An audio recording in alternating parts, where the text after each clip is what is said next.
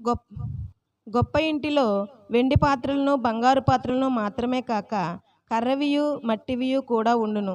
వాటిలో కొన్ని ఘనతకును కొన్ని ఘనహీనతకును ఉపయోగించబడును.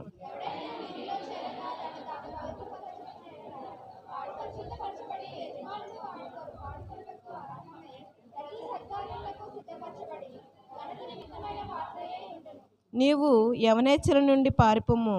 పవిత్ర హృదయులై ప్రభువును ప్రార్థన చేయవారితో కూడా నీతిని, విశ్వాసమును, ప్రేమను, సమాధానమును వెంటాడము.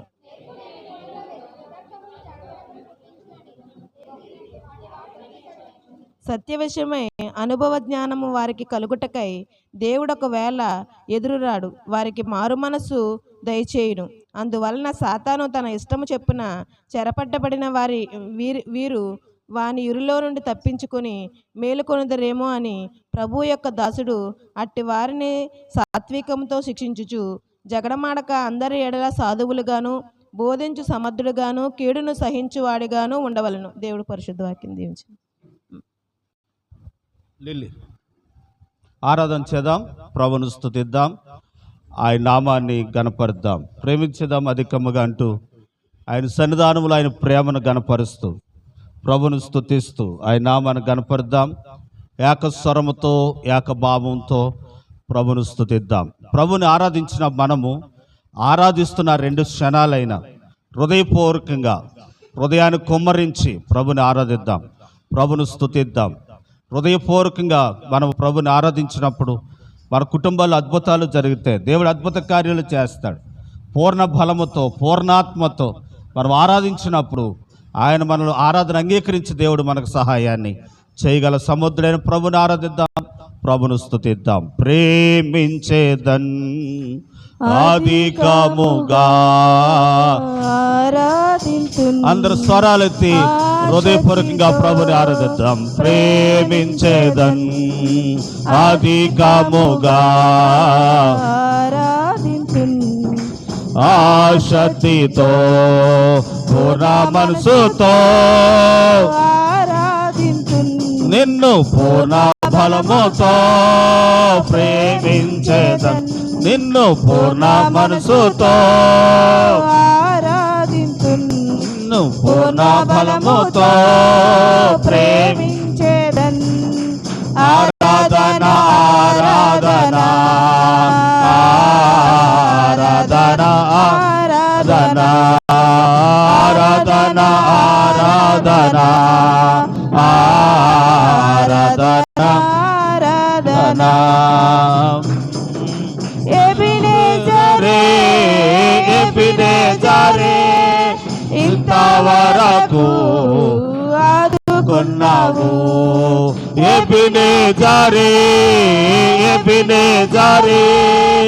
ఇంతవరకు ఆదుకున్నావు నన్ను, ఇంతవరకు ఆదుకున్నావు యేసు, ఇంతవరకు ఆదుకున్నావు. నిన్ను పూర్ణ మనసుతో ఆరాధింతున్ పూర్ణ బలముతో ప్రేమించేదన్ నిన్ను పూర్ణ మనసుతో ఆరాధింతున్ నిన్ను పూర్ణ మనసుతో ప్రేమించేదన్. ఆరాధన ఆరాధన ఆరాధన ఆరాధన ఆరాధన ఆరాధన ఆరాధన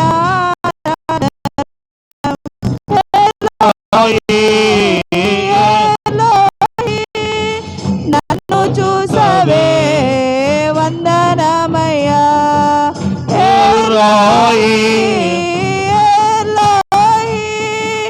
నన్ను చూసవే వందనమయ్యా, నన్ను చూసవే వందనమయ్యా, నన్ను చూసవే వందనమయ్యా. నిన్ను పూర్ణ మనసుతో ఆరాధింతున్ పూర్ణ బలముతో ప్రేమించేదన్ పూర్ణ మనసుతో ఆరాధింతున్ నిన్ను పూర్ణ బలముతో ప్రేమించెదన్. ఆరాధన ఆరాధన ఆరాధన ఆరాధన ఆరాధన ఆరాధన ఆరాధన ఆరాధన ఆరాధన ఆరాధన ఆరాధన ఆరాధన ఆరాధన ఆరాధన ఆరాధన ఆరాధన. ప్రేమ నమ్మకం కలిగిన మా దేవ, పరిశుద్ధులైన మా తండ్రి, మీకు వందనాలు. మరొకసారి మరొక వారం మరొక రోజు మీ సన్నిధానంలో ఆరాధించే భాగ్యం మీరు మాకు అనుగ్రహించడానికి ఎక్కువగా ఆరాధించే వారిగా సహాయపడమని యేసు నామములో స్తుతించి గణపరిచి ఈ ఆరాధించుకుంటున్నాము తండ్రి. ఆమేన్. కూర్చున్నామండి. ప్రియులారా, సమయంలో కొన్ని మాటలు దేవుని వాక్యంలో నుండి మనము జ్ఞాపకం చేసుకుందాం. రోజు వింటున్నాం కనుక మనము కొంచెం ఓపికగా మనం విందాం. క్లుప్తంగానే కొన్ని మాటలు మీకు జ్ఞాపకం చేస్తాను. అపోస్తలుడైన పౌలు తన ప్రియ కుమారుడైన ఆత్మీయ కుమారుడైన తిమోతికి 2వ పత్రిక రాయవలసి వచ్చింది. ఎందుకు రాయవలసి వచ్చిందంటే చివరి మాటలు, చివరి అపోస్తలుడైన పౌలుకు చివరి గడియలు. కాబట్టి చివరి గడియలలో తాను అపోస్తలుడైన పౌలు చేసిన సేవను కొనసాగింప చేయటానికి తిమోతి ఎలా ఉండాలి, ఎలా సిద్ధపడాలి, ఎలా ఎదుర్కోవాలి అనే విషయాలు ముందుగానే తెలియపరచడానికై 2వ పత్రిక రాశాడు. నోవహు గారు ఉన్నప్పుడు కూడా ఆయన చనిపోతారని అనగా కొంతమందిని పిలిచి సేవ భారాలు చెప్పాడు. ఇదిగో ఇది ఇలా చేయాలి, ఇలా ఉండాలి అని చేతిలో చేసి వారికి బాధ్యతలు అప్పచెప్పారు. కొంతమంది దాన్ని నెరవేర్చారు, కొంతమంది నెరవేర్చలేకపోయారు అనుకోండి. పిల్లలు ఏది ఏదైనప్పటికీ ఆఖరు సమయంలో చెప్పబడిన మాటలు జీవితకాలం అంతా గుర్తుపెట్టుకోవాలి. ప్రతి సంవత్సరము యేసు ప్రభువారు 7 మాటలు సిలువలో పలికిన 7 మాటలు ధ్యానిస్తాం. ఎందుకంటే అవి చాలా ప్రాముఖ్యమైనవి గనక. పౌలు గారు కూడా తిమోతికి రాస్తున్నాడు అని అంటే ఇది చాలా ప్రాముఖ్యమైన మాటలు.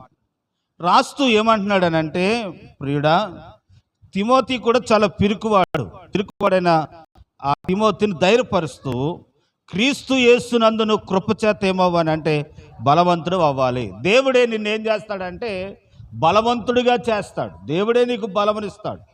మనందరము శక్తిహీనులమే, కానీ దేవుడు తన బలాన్ని మనకి ఇచ్చినప్పుడు శక్తిహీనులైన మనం ఏమవుతామనంటే బలవంతులం అవుతాం. అందుకే తీయొద్దులేండి, 2వ దినవృత్తాంతముల గ్రంథంలో ఏమనంటారంటే మన దేవుని ఎరుగువారట బలము కలిగి గొప్ప కార్యాలు చేస్తారట. మన దేవుని ఎరుగువారు, ఏ దేవునితో మనం ఎరిగామో ఆ దేవుని ఎరిగిన మనము గొప్ప కార్యాలు చేస్తామంట. ఆ గొప్ప కార్యాలు చేయటానికి ఆ బలం ఎలాగొచ్చింది?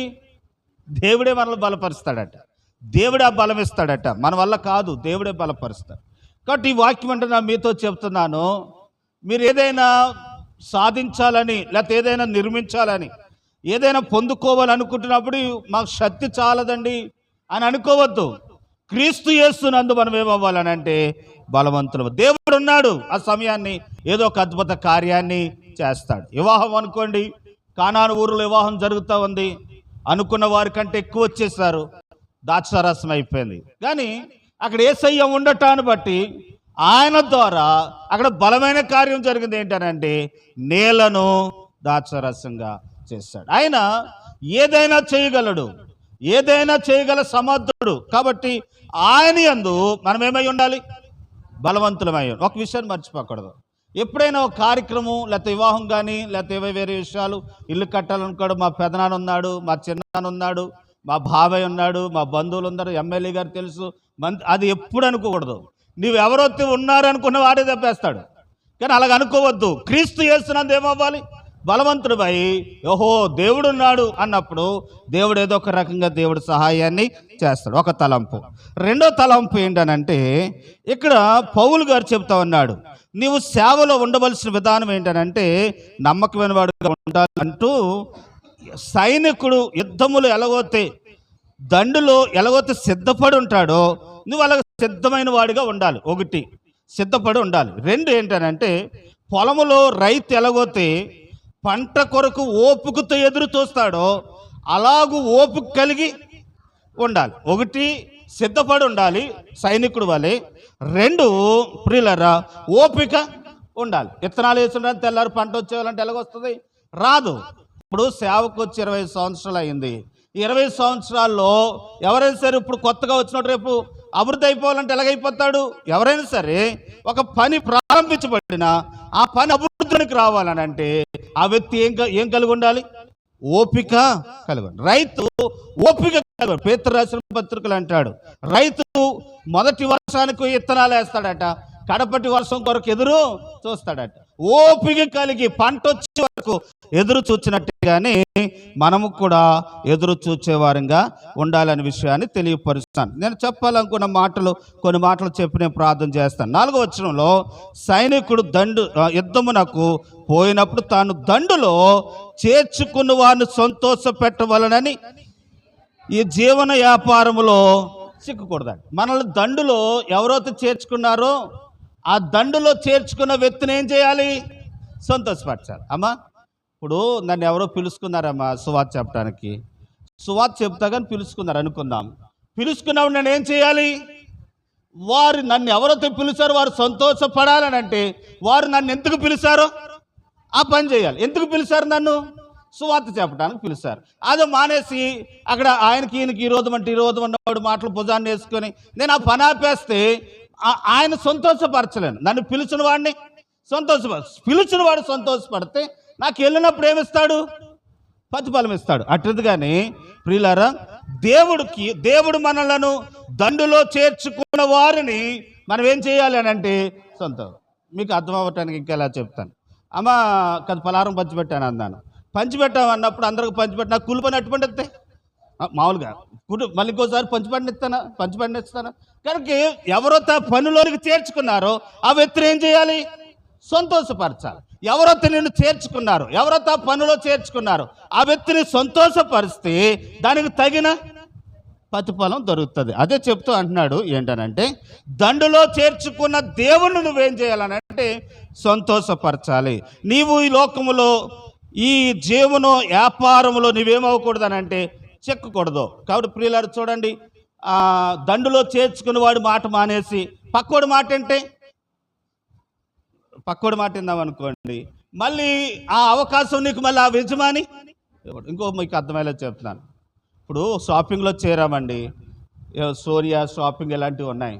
ఆ సోనియా షాపింగ్లో చేరి ఆయన ఏ పని వస్తే చెప్పడా పని చేయకుండా మనం వేరే పనులు చేస్తూ వేరే బిజినెస్లు అక్కడే ఇంకో బిజినెస్ చేస్తూ ఉంటుంటే కనుక ఇంకోటి అక్కడ ఉండే చేస్తూ ఉంటుంటే దానికి తగిన ప్రతిఫలం పొందుకోం. ఎందుకనంటే యజమాని మనం ఏం చేయలేం? సంతోషపరిచే వారంగా ఉండడం. ఒకసారి అంటాడు యేసు ప్రభు, మనం అంటండి ఒకేసారి ఇద్దరికి యజమానులకి దాసులుగా ఉండలేం. ఉంటే ఒకే దాసులకు ఉండాలంట, కానీ ఇద్దరు యజమానులకి మనం దాసులుగా ఉండలేం.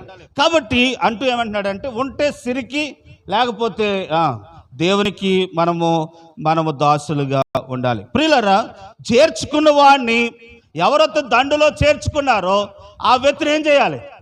సంతోషపరిచే వారంగా ఉండాలి. సంతోషపరిస్తే ఇంకోసారి పిలుస్తాడు.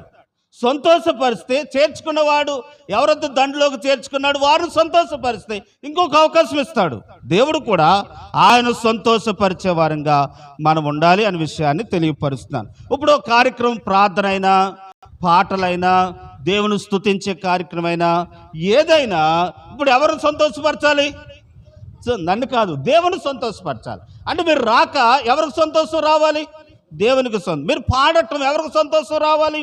దేవునికి సంతోషం రావాలి. కనుక ఒకటి. రెండు ఏంటనంటే ప్రియులారా, పనివారు రైతు ఎలాగొత్తు ఓపిక కలిగి ఎదురు చూస్తాడో అలాగే ఎదురు చూసినప్పుడు అంటే వచ్చిన ప్రతిఫలం ఏంటంటే 5వ వచనం, మరియు జట్టు అయిన వాడు పోరాడినప్పుడు నియమము ప్రకారం పోరాడుకుంటే ఇక్కడ ఇంకో మాట చెప్పాలి. సరే, ఒక నియమం అని ఉంటుంది. ఇప్పుడు లూథరన్ సంఘానికి ఉందనుకున్న నియమం, ఎలాగా అని అంటే మొట్టమొదటి పాటలు, తర్వాత ప్రతిరోజు ఆరాధన ఉంటుంది. ఆరాధన ఒక 20 నిమిషాలు ఉంటుంది. ఏది లోదరని ఆరాధన. అందుకే పాటలు తక్కువ పాడతారు. తక్కువ పాడి ఏం మొదలు పెడతారు, అది అరగంట ఉంటుంది, 20 నిమిషాలు ఉంటుంది. తండ్రి ఎక్కువ, కుమారుని ఎక్కువ, పరిశుద్ధాత్మనాములు ఇప్పుడు ఎప్పుడు ఎల్లప్పుడు అని చెప్పి అక్కడ అపోస్తుల ప్రమాణాలు, తర్వాత ఇంకేయో ఉంటాయి, ఇంకేదో చదువుతారు, ఇంకేదో చేస్తారు, ఈలోగా మళ్ళీ రాగం పాడతారు. ఇవన్నీ అదో క్రమం. ఆ క్రమానికి ఈ క్రమం గురించి అది తగ్గిస్తారు. కాబట్టి ఒక్కొక్క సంఘానికి ఒక క్రమం ఉంటుంది. ఆ క్రమం ప్రకారం ఆ నియమంలో పాలు పంపులు పొందాలి. అక్కడెక్కడో నేను చూసి వచ్చాను, అక్కడ అలా చేయి ఎలా చేయి అంటే కుదరదు. ఇదో క్రమం, ఇదో పద్ధతి. క్రమం ప్రకారము నియమములో పాలు పంపులు పొందితే అప్పుడే దేవుడు మనకి సహాయాన్ని చేస్తాడు. ఇంకొకటి ఏంటనంటే పరిగె పందాలు వేస్తారమ్మా. ఎక్కడి నుంచి ఎలా పరిగె పందాలు కాలగొట్టు దాకా వెళ్ళాలి. కాలగొట్టు దాకా వెళ్ళాలి కాబట్టి పరిగె పందాలు అని చెప్పి ఎలాగేసినప్పుడు సరే ప్రియులారా అలా తిరిగి రావాలమ్మా, అలా తిరిగి రావాలి అని రౌండ్ వేశారమ్మా. ఇలా దగ్గరగా ఉందని ఇలా పరిగెత్తుకెళ్ళిపోతే వాడికి ఏమి రాదు, బహుమానము రాదు. నియమం ప్రకారమే ఎలా పరిగెత్తాలో నియమం ఉంటుంది.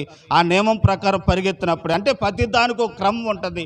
ఆ క్రమం ప్రకారం పరిగెత్తినప్పుడే వారికి కిరీటము దొరుకుతుంది అనే విషయాన్ని తెలియపరుస్తున్నాను. దేవుడు కూడా ఒక నియమం పెట్టాడు, ఒక క్రమం పెట్టాడు. ఎక్కడ అంటాడు చూడండి, ఆయన అంటండి తన స్వభావమునకు విరోధముగా మరి ఏది చేయడట. 13వ వచనం చదవండి.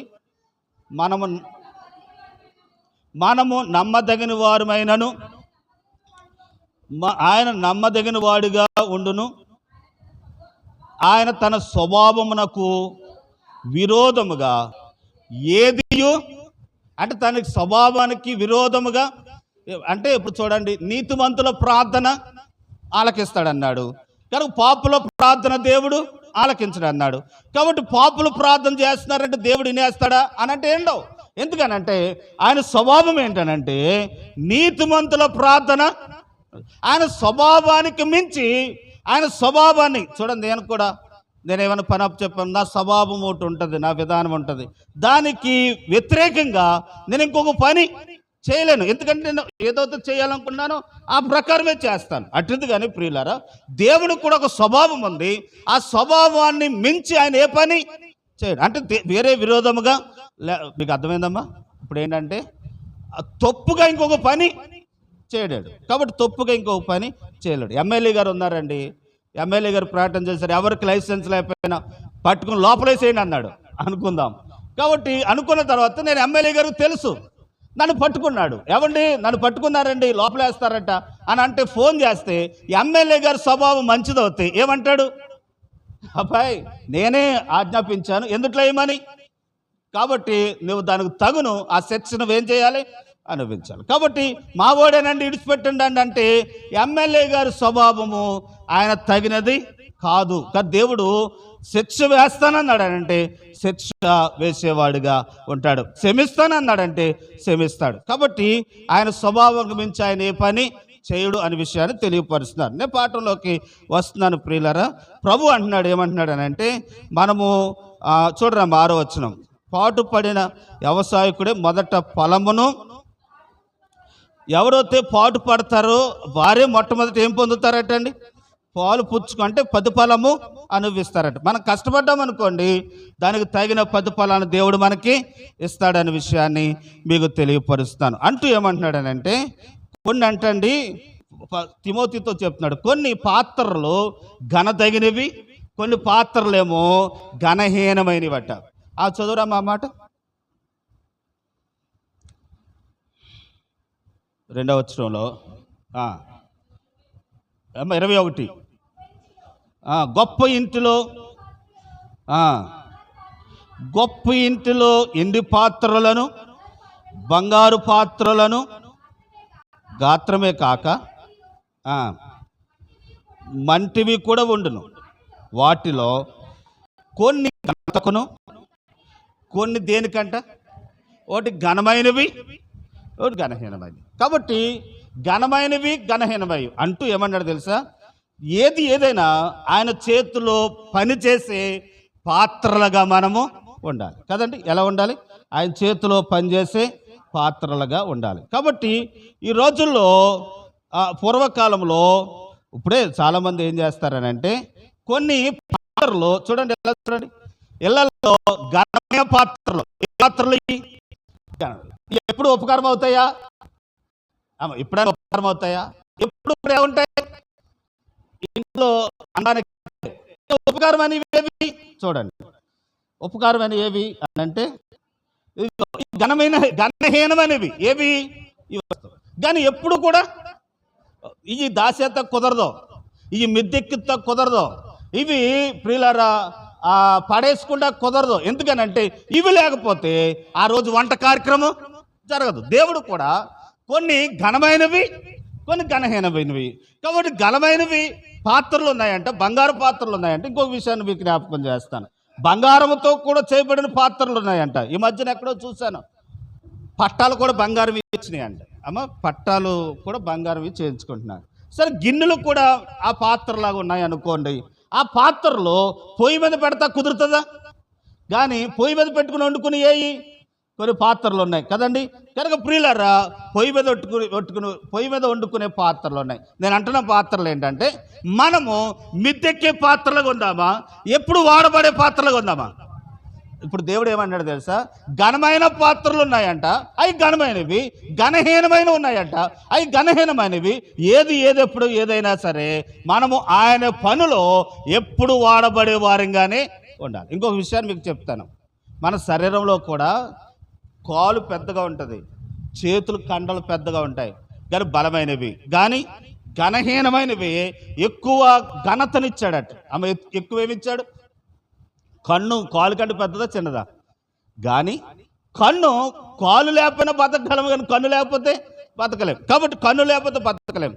కాబట్టి చిన్న అయినా దానికి ఎక్కువ ఘనత ఇచ్చాడు. ఈరోజు మనము కూడా ఎప్పుడైతే దేవుని దగ్గర తగ్గించుకుంటామో, ఎప్పుడైతే మనం దీనులమని కోరుకుంటామో, అప్పుడు దేవుడు నేను ఘనమైన వారిగా చేస్తాడు, ఘనమైన వారిగా చేస్తాడు. ఎప్పుడు ప్రజలకి ఘనమైన వారిగా చేస్తాడు. ఘనమైన వారిగా మనం చేయాలనంటే, ఘనమైన వారిగా చేయాలనంటే ఘనహీనులుగా మనం ఏం చేయాలి? మీకు అర్థమా? అందరూ ఒకసారి దేవుని స్తోత్రం చెప్దామా? మనం గొప్పవారు అనుకుంటే దేవుడు వాడుకోడమాట. ఎప్పుడుకో సంవత్సరం ఒకసారి పైన దింపుతారు. మనం గనులు అనుకున్నామా? ఈ గనుల్ని ఏం చేస్తారనంటే ఓ సంవత్సరంకి ఒకసారి దింపుతారు. ఎప్పుడు కూడా వండరు దీంట్లో. ఎప్పుడైనా వండారా? ఎప్పుడైనా కాదు పాలేరు కాసారు ఇంట్లో ప్రియులారా, ఎప్పుడైనా సేమియా కాసారా? ఎందుకు పనికిరావు. కానీ ప్రియులారా, కానీ ఈ ఘనమైనవిగా ఉంటే కుదరదు. మనం దేవుని చేతిలో వాడబడాలంటే ఎలా ఉండాలి? గలహీనులుగా ఉంటే ఎప్పుడూ కూడా ఏం చేస్తాం? వాడబడతాం. కాబట్టి దేవుడు కోరుకునేది ఏంటంటే మనం గనులుగా కాక ఎలా ఉందాం?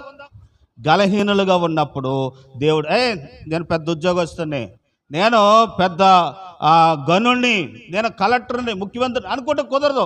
అనుకుంటే ఇలా ఉంటాం, ఎలాగా? మిద్దెక్కి. కాబట్టి నేను గలహీనుని అనుకుంటే దేవుడు నేను ఏం చేస్తాడు? వాడుకుంటాడు అనే విషయాన్ని మీకు తెలియపరుస్తున్నాను. రెండో అధ్యాయంలోకి వద్దాం. తిమోతి రాసిన పత్రిక 2వ అధ్యాయం. ఇప్పుడు గనులుగా కాదు కానీ ఘనహీనులుగా ఉన్నప్పుడు దేవుడు మనలను తన పని కొరకు దేవుడు మనల్ని ఏం చేస్తాడటండి? వాడుకుంటాడు. 4వ వచనం మళ్ళీ చదువుదాం. సైనికుడు ఎవరు?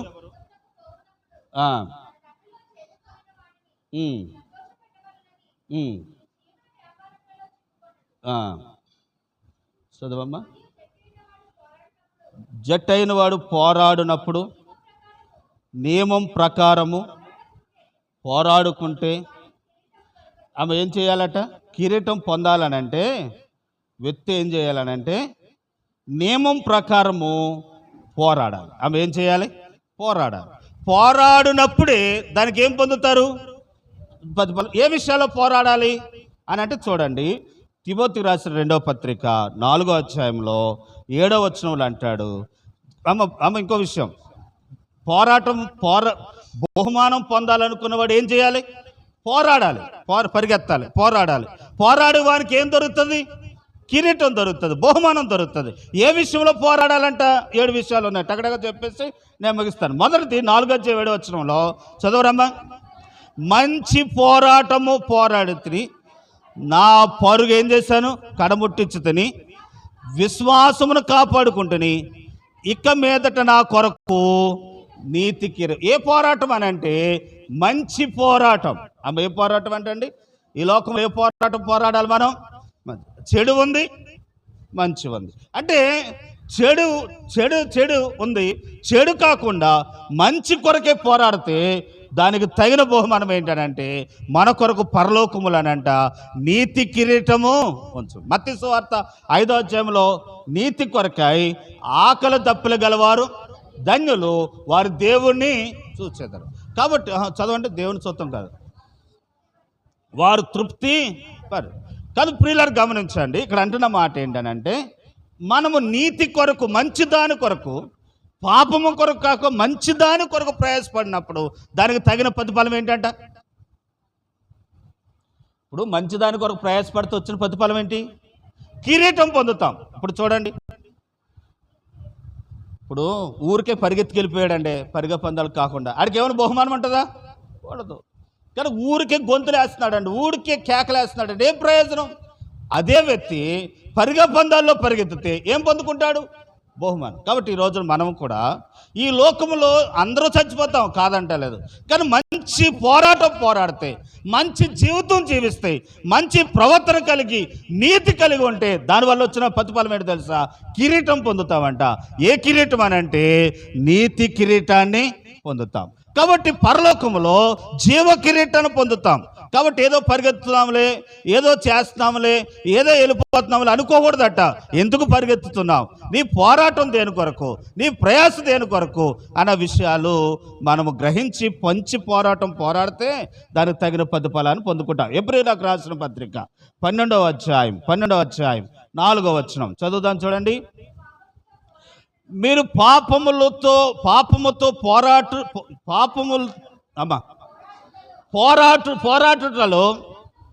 రక్తము కారునంతగా దాన్ని మీరు ఏం చేయలేకపోతున్నారు? పాపముతోనంటే పోరాటం చేయాలట. అంటే పాపం చేయటానికి కాదు, దేని కొరకు?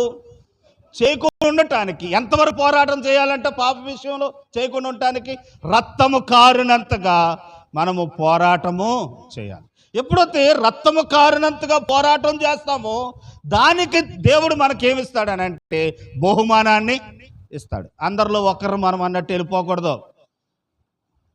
ప్రియులారా, సస్తే ఎక్కడ పోతాంలే అండి అని అనకూడదు. తెలిసింది మనకి, చచ్చిపోతే దేవుడు జీవ కిరీటాన్ని ఇస్తాడు మంచి పోరాటం పోరాడితే. కనుక పాపము తో మనము రక్తము కారినంతగా పోరాడితే ప్రియులారా దానికి తగిన నీతి పోరాటంలో మనకు బహుమానాన్ని దేవుడు ఇస్తాడు. మొన్న ఎవరో ఒక ఆవిడ ఫోన్ చేసి అదే ఇది ఒళ్ళు తగ్గటానికి రండి అని ఫోన్ చేశారు. నేను యూట్యూబ్లో, ఫేస్బుక్లో ఇవన్నీ చెప్తున్నాను కదా, చెప్తూ ఉంటుంటే రమ్మని ఫోన్ చేసింది. ఎవరు మీరంటే యేసు ప్రభువుని నమ్ముకున్నామండి, మేము ప్రార్థనకి వెళ్తామండి, పలానా చోట ఉంటాము రండి, అద్దని చెప్పింది. తీరా చూస్తే ఆవిడ ఫోన్ నెంబర్ నేను నా సెలలో ఎక్కించుకున్నాను, పేరు రాసుకున్నాను. ఒకరోజు వెళ్దామని అనుకుంటున్నాను, వెళ్దాం అనుకుంటున్నాను. ఆవిడకు సంబంధించినవి అన్నీ కూడా విగ్రహం సంబంధమైనవి వస్తున్నాయి. స్టేటస్లో బొమ్మలు ఇవన్నీ వస్తున్నాయి. నాకు అప్పుడు అర్థమైంది ఏంటి అని అంటే నన్ను రప్పించి ఏదో ఒక దెబ్బ ప్రవీల్ గారిది అదే అయ్యింది. ప్రవీల్ గారికి ఎలా అయిందనంటే ఇలాగే పిలిచి ఏం చేశారు? ఆయనే కనుక పట్టబడిన తర్వాత ఎందుకండి యేసు ప్రభు దేవుడు కాదండి అని అంటే బతుకుపోదురు. ప్రియులారా, అలాగ అనకపోవటాన్ని బట్టి రక్తము కారునంతగా పోరాటం చేశాడు కాబట్టి అతడు ఏం సంపాదించుకున్నాడు? ఒకవేళ ఆ చిక్కుల్లో పడిపోతే కనుక చంపేసి సమయం వచ్చినప్పుడు నేను అలాగే చచ్చిపోతాను, నేను అలా చనిపోతాను రెడీ. కాబట్టి నేను అన్న మాట ఏంటంటే పాపము కొరకు రాజీ పడకుండా రక్తము కారునంతగా ఏం చేయాలి? పోరాడాలి. 1, 2, 3 చూడండి. 13వ అధ్యాయం లోకసువార్త 13వ అధ్యాయం 24 వచనం. 13వ అధ్యాయం 24. అమ్మ ఇంకొక విషయం చెప్పిన, పాపంతో పోరాడుతాను చాలాసార్లు చెప్తున్నాను. యేసోబు గురించి వింటామండి. యేసోబు పాపమునకు పోరాటం చేశాడు, చేయడానికి నిందపడ్డది. నిందపడిన తర్వాత తీసుకెళ్ళి ఎక్కడేశారు? శరలో వేశారు. అక్కడైనా నేను ఏ తప్పు చేయలేదని ఇద్దరు కళ వచ్చిందండి. ఇద్దరు కళ వచ్చినప్పుడు ఒకడికేమో 3 రోజుల్లో నెత్తి మీద అంటే 3 బుట్టలు ఉన్నాయంట, రొట్లు ఉన్నాయంట, కాకులు ఎట్టుకుపోతున్నట్టు వచ్చిందంట ఒకడికి. ఇంకొకడికి ఏమో అదే 3 బుట్టలు ఉన్నాయంట, దాని మీద ద్రాక్ష పళ్ళు ఉన్నాయంట అని కల వచ్చిందంట.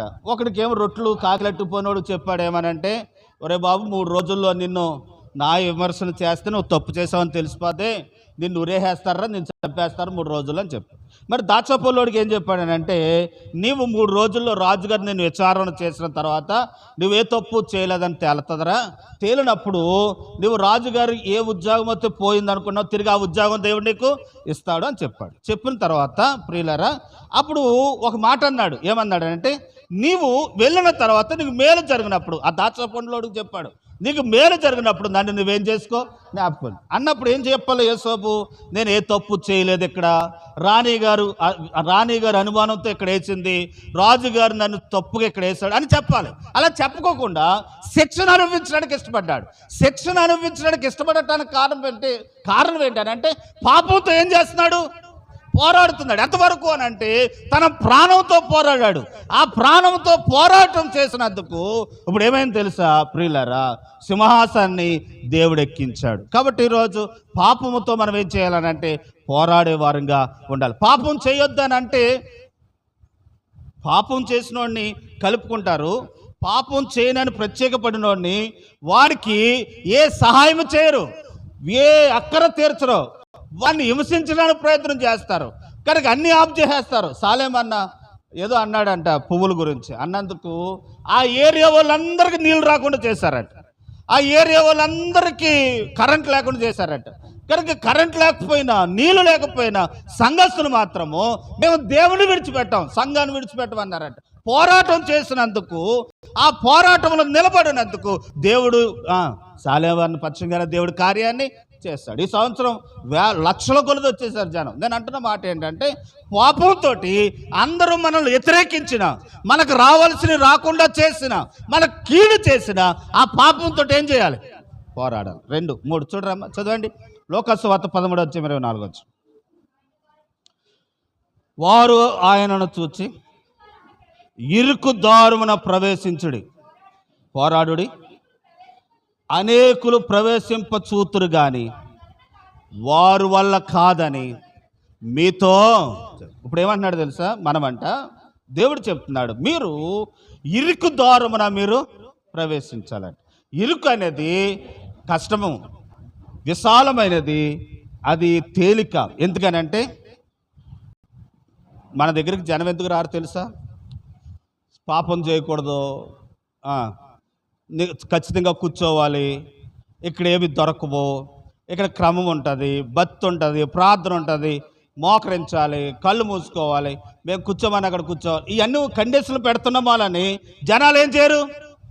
మీరు ఎలాగున్నా పర్లేదండి, మీరు ఏం చేస్తే మాకు ఎందుకు, వచ్చేసి వెళ్ళిపోండి అని అంటే బోలు మంది వద్దరు. కానీ ఇక్కడ అలా కుదరదు. ఇది ఇరికైన మార్గం. నువ్వు అలాగ ఉంటాకు వీల్లేదు, నువ్వు అలా నడవటానికి వీల్లేదు, నువ్వు అలా నిల్చుంటానికి వీల్లేదు, అలా మాట్లాడటానికి వీల్లేదు, అలాగే ఈదులో తిరగటానికి వీల్లేదు, అలాంటి బట్టలు వేసుకోవడానికి వీల్లేదు, అలాంటి సినిమాలకు వెళ్ళటానికి వీల్లేదు, అలా ప్రవర్తనకు వీల్లేదు అని అంటున్నావంటే ఇది అంగీకరించిన వాడికేం మేలుకరం, అంగీకరించిన వాడికేమి ఎలాంటిదట, ఇరుకైనది. ఈ విరికైన మార్గంలో ఉన్నవాడు రేపొద్దున పరలోకంలోకి చేరతాడు. కాబట్టి మీరు ఇరుకులో ఉంటారా, విశాలతలో ఉంటారా? మా నాన్నగారు ఒక మాట అనేవాడు, ఒక 10 మంది ఉంటే చాలరా పరలోకానికి, మనం దేవుని ఎదుట నిలబడతాం శక్తిమంతులుగా.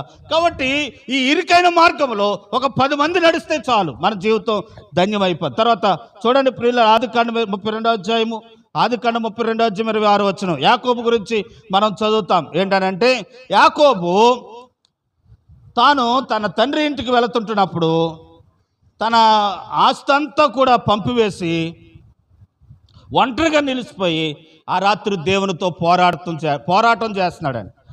ఆ పోరాటంలో దేవుడు యాకోబు జీవితాన్ని మార్చేసి మోసగారిగా ఉన్న జీవితాన్ని ఇశ్రాయేలుగా పోరాడి గెలిచిన వాడిగా దేవుడు తన జీవితాన్ని మార్చేయటానికి కారణం దేవుని దూతతోనే యాకోబు ఏం చేశాడనంటే పోరాడాడు, పెనుగులాడాడు. చదవరమ్మా. ఒక నరుడు తెల్లవారు వరకు అతనితో పెనుగులాడాను.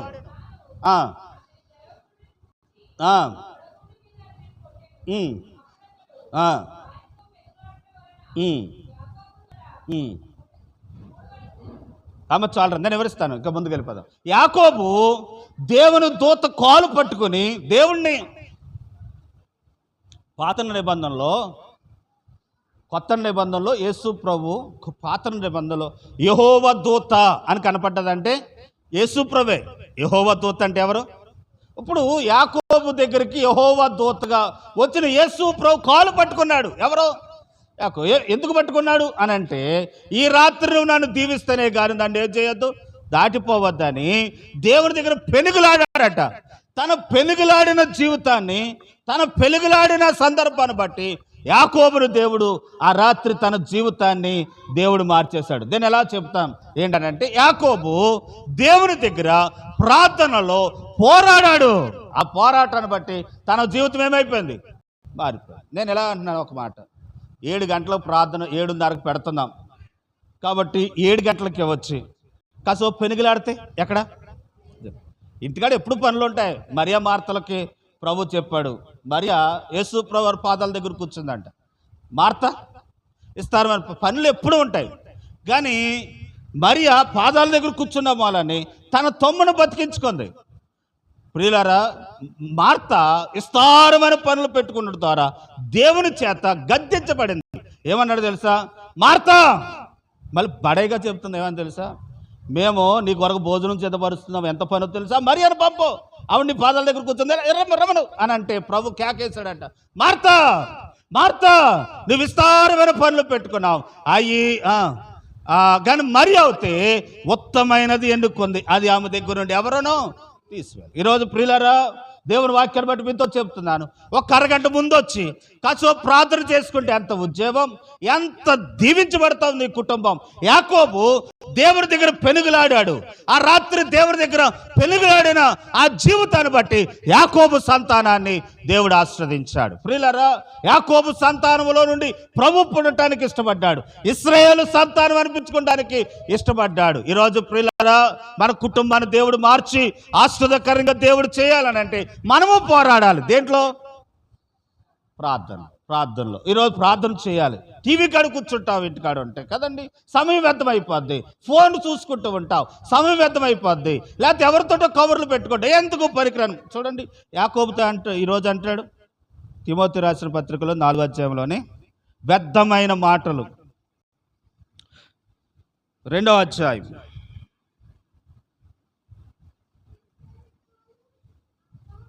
2వ అధ్యాయంలో పట్టుకుంటారమ్మా. వ్యర్థమైన మాటలు పెట్టుకోను కాక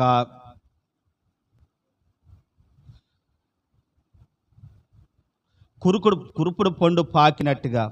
16వ వచనం చదువురమ్మా. అపవిత్రమైన 16వ వచనం, అపవిత్రమైన ఒట్టి మాటలకు విముఖుడవై ఉండవు. అంటే ఒట్టి మాటలకు నువ్వేం చేయొద్దు, విముఖుడుగా ఉండవద్దు, అంటే సమయాన్ని పోగొట్టుకోవద్దు. అట్టు మాట్లాడేవారు మరి ఎక్కువగా భక్తిహీనులు అవుగుదురు. కురుకు పుండు పాకినట్లు వారి మాటలు ఏమవుతాయట, పాకును.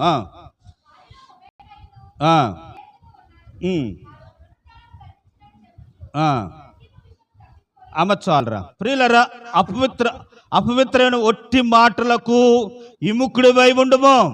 అట్టి మాట్లాడువారు మరి ఎక్కువగా ఏమవుతారట, భక్తిహీనులు. ఫోన్లో మాట్లాడటం, లేకపోతే టీవీలు చూడటం, లేదా టీవీలో ఫోన్లో చూడటం, ఒట్టి మాటలు అంట. అవన్నీ ఆ మాటల వల్ల ఏమి ప్రయోజనమో. కానీ ఇదిగో యాకోబు వలె ఆయన సన్నిధానంలో పోరాటం చేస్తే మన జీవితాలు ఏమవుతాయంటే ధన్యమవుతాయి అనే విషయాన్ని మీకు తెలియపరుస్తాను. చూడండి, ఎఫెసీ రాసిన పత్రిక 6వ అధ్యాయం 10వ వచనంలో అంధకార శక్తులు అంటండి ఏం చేస్తున్నాయనంటే లోకంలో తిరుగులాడుతున్నాయట. వాడి శక్తిని మనం జయించాలనంటే వాటితో పోరాటం చేయాలట. సవరంగా కవచం ధరించుకుని మనం పోరాడాలంట. చూడండి, ఆ మాట చదువుతాం. 6వ అధ్యాయం 10వ వచనం.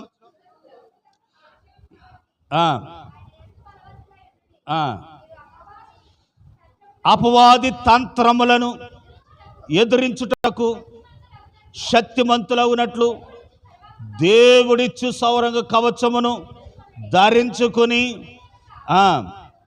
మనము పోరాడునది శరీరాలతో కాదు కానీ ప్రధానులతోనూ అధికారులతోనూ పరిశుద్ధ అంధకార సంబంధులకు లోకనాథులతో ఏం చేస్తున్నామంట చూసారా? వీటితో మనం ఇవన్నీ కుటుంబంలో నెమ్మది లేకుండా చేస్తున్నాయంట, ఇవంట ఐక్యత లేకుండా చేస్తున్నాయి, ఇవి సంతోషం లేకుండా చేస్తున్నాయి, ఇవి ఈ అంధకార శక్తులు భక్తిలో లేకుండా చేస్తా ఉన్నాయి. వాటితో మనం ఏం చేయాలనంటే పోరాడవలసిన వారమై ఉన్నాం. ఎప్పుడైతే మనం పోరాడతామో వాటిని జయిస్తామంట. కాబట్టి ప్రియులారా, ఇంకో మాటను మీకు చెప్తున్నాను ఏంటంటే, సాతానుగాడు కోరలను దేవుడు ఏం చేశాడట? పీకేశాడట. అంటే కోరలు లేవు దేనికి? సాతాను. కానీ బొస్సు మాత్రం కాబట్టి ఆ బొస్సు ఆడ అణిగిపోవాలని అంటే మనం ప్రార్థనలు ఏం చేయాలి? పోరాడాలి. ఆ బొస్సులు అణిగిపోవాలని పోరాడాలి. కాబట్టి ప్రియులారా, దానియేలు గ్రంథం తీయొద్దులేండి, ఇలా తీసినా పర్లేదు. 10వ అధ్యాయంలో దానియేలుకి ఆ రాజుకు ఒక దర్శనం వస్తుందండి. ఆ దర్శన భావం ఏంటో తెలవక సతమతం అవుతుంటే దానియేలు టైం తీసుకున్నాడండి. ప్రార్థన చేస్తాను, రేపు వద్దని చెప్తాను అన్నాడండి. చెప్తానన్న తర్వాత ప్రియులారా, ప్రార్థన ఇంటికి వెళ్ళి మొదలెట్టాడండి. దానియేలు మొదలుపెట్టినాడు. ఒక రోజు అయిందంట, జవాబు రాలేదు. 2 రోజులు అయిందండి, జవాబు రాలేదండి. 3 రోజులు అయిందండి, జవాబు రాలేదండి. ఇలాగూ 6, 7, 9 రోజులైనా కానీ జవాబు రాలేదు. అయినా ప్రార్థనలో మాత్రము దానియేలు పోరాడుతున్నాడట. దూత అతని దగ్గరకు వచ్చి, ప్రియుడైన దానియేలు నువ్వు బహుప్రియుడవు కనుక నేను నీ యొద్దకు పంపబడుతుని అప్పుడే వచ్చాను. ఎప్పుడు చూడండి, దానియేలు గ్రంథం 10వ అధ్యాయం 11వ వచనంలో, నువ్వు ఎప్పుడైతే మోకరించావో ఆ రోజే బయలుదేరాను నీ దగ్గరికి రావటానికి. కానీ ఆకాశ మండలంలో దురాత్మ సమూహం నన్ను ఏం చేసిందనంటే నీ యొద్దకు రానవ్వకుండా నన్ను ఆటంకము పరిచింది. అప్పుడు దానితో పోరాటం చేసి మిఖాయేలు దూత కూడా వచ్చి నాకు సపోర్ట్ చేయటాన్ని బట్టి నేను నీ దగ్గరికి రాగలిగాను అని అంటాడు. చదువుతారమ్మా? మాటలు చదవండి.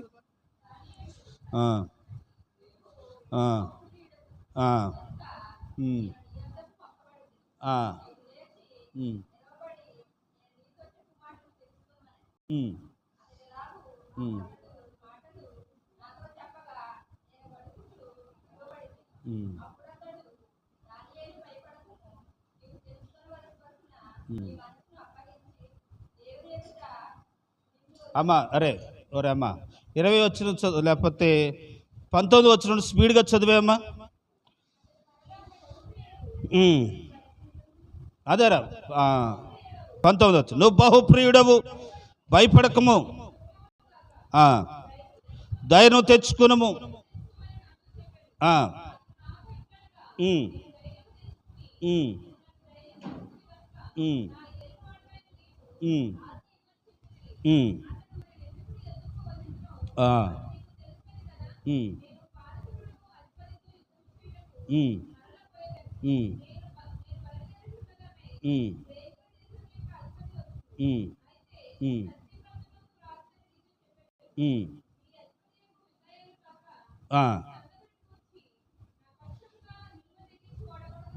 నా పక్షంగా నిలబడి తెగించిన వాడు ఎవడను?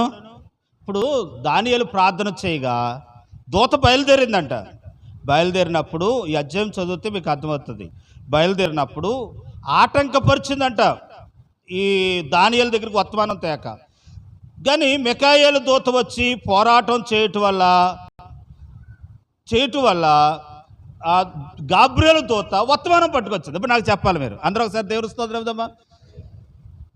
మిఖాయేలు దూత వచ్చి ఆ ఆటంకపరుస్తున్న దురాత్మతో యుద్ధము చేయటానికి కారుకులు ఎవరై ఉంటారు?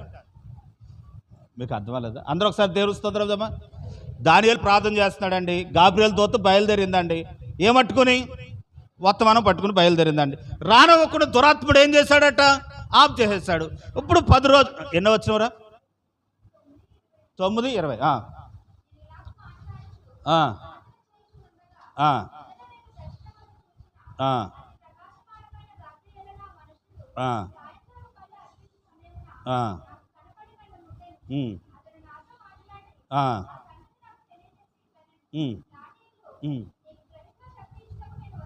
ఉమ్, ఆ, ఉమ్, ఆ, ఉమ్, ఉమ్, ఉమ్. అమ్మ చాలు. కాబట్టి బయలుదేరాడట, ఆపేశారు. ఆపేసిన ఆ గాబ్రియెల్ దూత రావటానికి మిఖాయేలు దూత సహాయము చేసింది. మీకు అర్థమైందో లేదో నాకు అర్థమవటానికి చెప్తున్న మాట ఏంటంటే, మిఖాయేలు దూత వచ్చి గాబ్రియెలుకు సహాయం చేయటానికి కారణం ఏంటనంటే, దానియేలు కింద ఏం చేశాడు? పోరాడు. ఈరోజు ప్రియులరా, నువ్వు ప్రార్థన చేసిన ప్రార్థనకు దేవుడు జవాబిస్తున్నాడట, అక్కడ ఆపేస్తున్నాడు. ఎవడాడు? సాతాను. అది నీ దగ్గరికి రావాలనంటే నువ్వే ఒక్కరోజు సరిపోదు. ఈ పోరాటం ఎన్ని రోజులు చేయాలి? అనేక రోజులు చేయాలి. కాబట్టి ఏదో కాసేపు చూసి తండ్రి ప్రభువా యేసయ్య ఎలాగ అనుకుని వెళ్ళిపోతే ఎలా కుదురుతుంది? ప్రియులరా, మనం పోరాడినప్పుడు దానికి తగిన ప్రతిఫలాలు పొందుకుంటాం. కాబట్టి అటు రీతిగా దేవుడు మనకి సహాయం చేయను కాక. నేను ముగిస్తున్నానండి. ప్రియులారా, కొలస్సీ రాసిన పత్రిక 1వ అధ్యాయం 28వ వచనం అక్కడ చదవండి. ప్రతి మనుష్యుని క్రీస్తు కొరకు సంపూర్ణంగా చేసి ఆయన ఎదుట నిలబెట్టవలనని సమస్త విధములైన మేము ప్రతి మనుషుడికి బుద్ధి చెప్పచ్చు, ప్రతి మనిషికి బోధించచ్చు. ఆయన ఏం చేస్తున్నాం? ప్రతి వ్యక్తి కొరకంట, ఒకరు కాదు ఇద్దరు కాదు, అందరి కొరకు వారు సంపూర్ణమైన భక్తులు గలవారుగా ఉండటానికి, పరలోకానికి చేరటానికి ఆ వ్యక్తుల కొరకు ఏం చేస్తున్నారట? ప్రకటించటానికి పోరాటము చేస్తామని. అందుకే అంటాడు తిమోతితో, ఏమంటాడు తెలుసా? తిమోతి రాసిన పత్రికలో ఈరోజు చదువుకున్న పాఠంలో అంటాడు, ఏమనంటే చివరి మాటల్లో ఏమంటారనంటే, ప్రియులరా, పౌలు గారు అంటాడు, ఏ వ్యక్తిని కూడా నిర్లక్ష్యము చేయవద్దు, వారిని గౌరవిస్తూ వారికి బోధించాలి అని అన్నాడు. చూడండి, దైవజనుడు 16వ వచనం అమ్మ. దైవజనుడు సన్నిధుడై ప్రతి సత్కారము పూర్ణముగా సిద్ధపడి ఉన్నట్లు దైవావేశం వలన కలిగిన ప్రతి లేఖనములను ఉపదేశించుటకును, ఖండించుటకును, తప్పు దిద్దుటకును, నీతి యందు నేను తప్పు చదువుతాను, సరే అమ్మా. 2వ అధ్యాయం 26వ వచనం, నేను 4వ అధ్యాయం చదివాను. ఒకవేళ క్రీస్తు జ్ఞానం సంపూర్ణంగా వారికి అర్థమయ్యే వరకు వారు ఎదిరించు వారికి మారు మనసు దయచేయను. అందువలన సాతాను తన ఇష్టము చెప్పున చెరపట్టబడిన వారు ఉరులో నుండి తప్పించబడినట్లు మేలు కొందురేమో అని ప్రభు యొక్క దాసుడు అట్టి వారిని సాత్వికముతో శిక్షించుచు జడగమాడక అంటే గొడవాడక అందరి ఎడల సాధువుగాను బోధింప సమర్థుడుగాను కీడును సహించువాడిగాను. వద్దరండి పోదామండి ఎవరికే అని అనకూడదట. ఏంటది? సాత్వికంతో ఏం చేయాలి? బోధించుచు, వారికి బుద్ధి చెప్పుచు, వారు సాతాను ఊరులో నుండి బయటకు వచ్చేలాగున వారి కొరకు సాత్వికంతో ఏం చేయాలట? వారికి వాక్యము చెప్పాలి. కానీ సంపూర్ణం అయ్యే వరకు చేయాలి. కొరింథీ రాసిన పత్రికలో, 1 కొరింథీ రాసిన పత్రిక 9వ అధ్యాయం 26వ వచనంలో భక్తుడు, చూడండి ఆ మాట చదువుకుని ప్రార్థన చేసుకుందాం. నేను గురు చూడలి నేను వారి వరే గాలికి కొట్టినట్లు నేను పోట్లాడటలేదు కానీ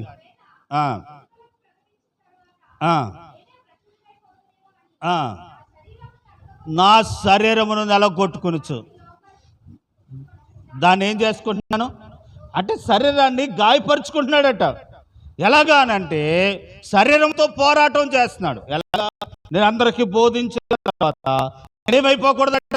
భ్రష్టును కాకున్నట్లు తానే శరీరాన్ని నలగొట్టుకుంటున్నాడు. కాబట్టి ప్రియులారా, మేమే సంపూర్ణ గలవారుగా అవ్వటానికి శరీరాన్ని ఏం చేస్తున్నామని అంటే నలగొట్టుకుంటున్నాం. కనుక సరైన తిండి తినక, సరైన వస్త్రాలు వేయక, సరైన వసతి లేక, సరైన ప్రియులరా లేకుండా జీవితాన్ని జీవిస్తూ ఉంటున్నాం. కారణం ఏంటంటే అనేక మందిని ఏం చేయాలట?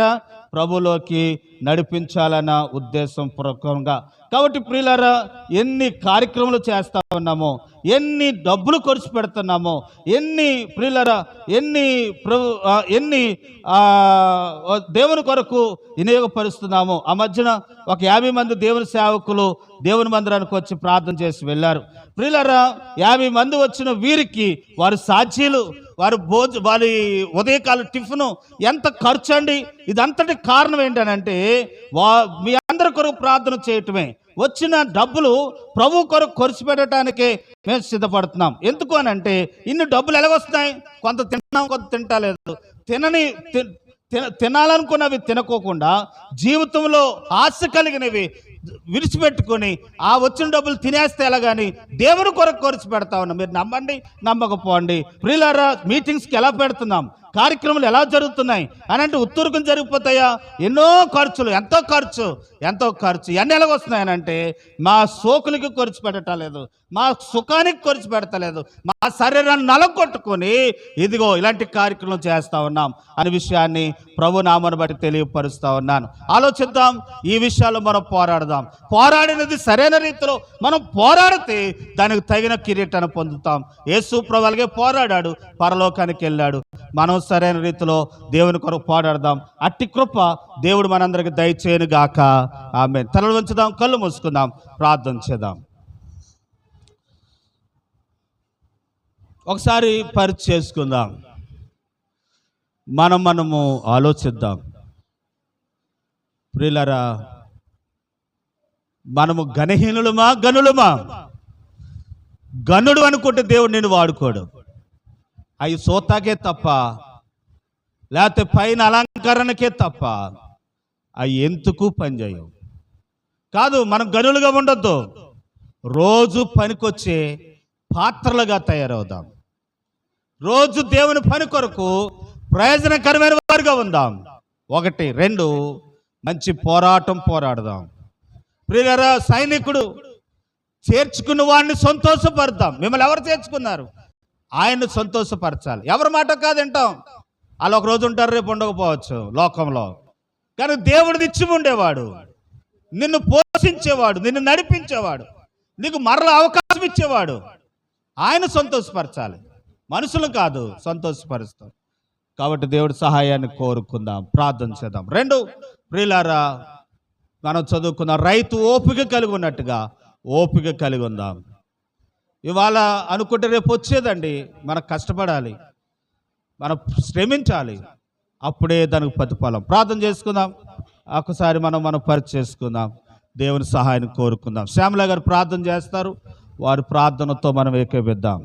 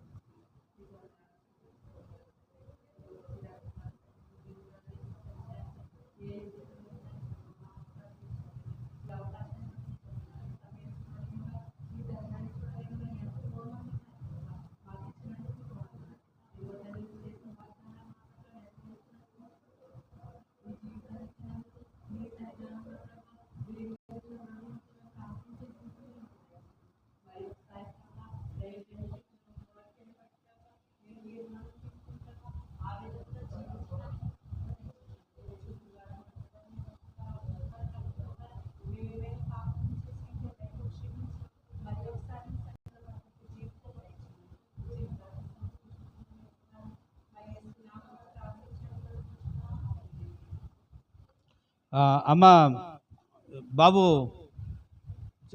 దయతో అట్టుపళ్ళు ఉన్నాయండి, కాబట్టి పలహారం తెచ్చారు, ఒకరు తెచ్చారు, ఇది పంచిపెట్టమని చెప్పారు. నేను మర్చిపోయాను. బాబు రండి, దాన్ని ఇద్దరు కుర్రలు రండి, టకటక. జతిన్ రా నాన్న, విజయరాజు రా బాబు, పిల్లుందా? ఇంకొకరు రండి, ఇంకొకరు వస్తే దాన్ని నువ్వు రా నాన్న ముందు. ఎవరో మన పంచిపెట్టమని ఇచ్చారండి, కాబట్టి వారు పంపించారు. దాన్ని బట్టి మనం తీసుకుందాం. ఒక చరణం పల్లవి పాడుతూ ఉంటుండగా మన పలహారాన్ని తీసుకుందాం. రండి బాబు, టైం అవుతుంది. ఓ పాట పాడండి, వెళ్ళిపోదాం.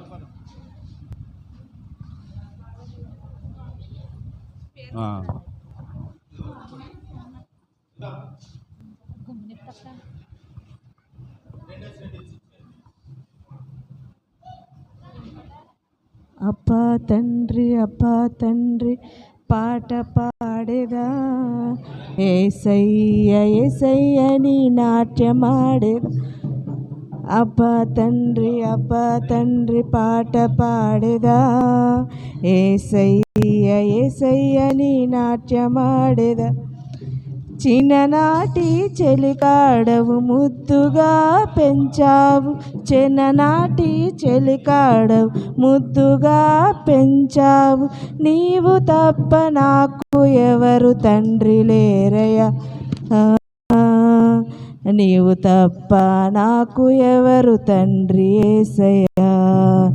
అబ్బా తండ్రి పాట పాడేదా, యేసయ్య యేసయ్య నీ నాట్యమాడేదా. అబ్బా తండ్రి పాట పాడేదా, యేసయ్య యేసయ్య నీ నాట్యమాడేదా.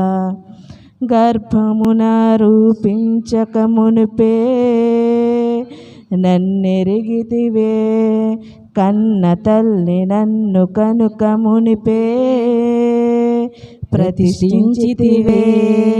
గర్భమున రూపింపక మునిపే నన్నెరిగితివే, కన్న తల్లి నన్ను కనుక మునిపే ప్రతిష్ఠించితివే.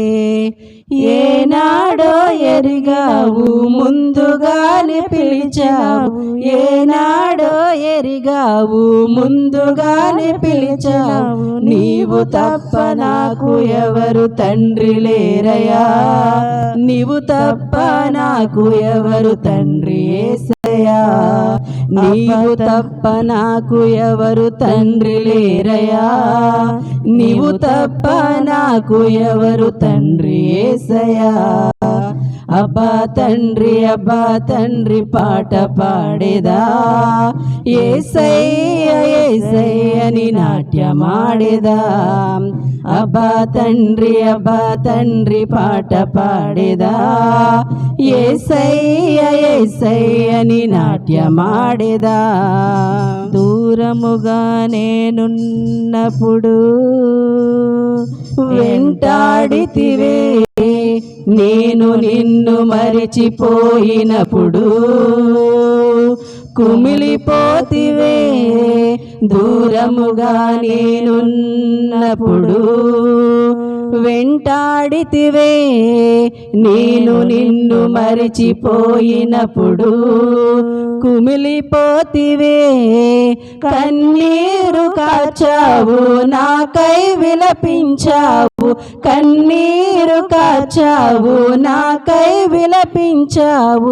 నీవు తప్ప నాకు ఎవరు తండ్రి లేరయ్యా, నీవు తప్ప నాకు ఎవరు తండ్రి యేసయ్యా.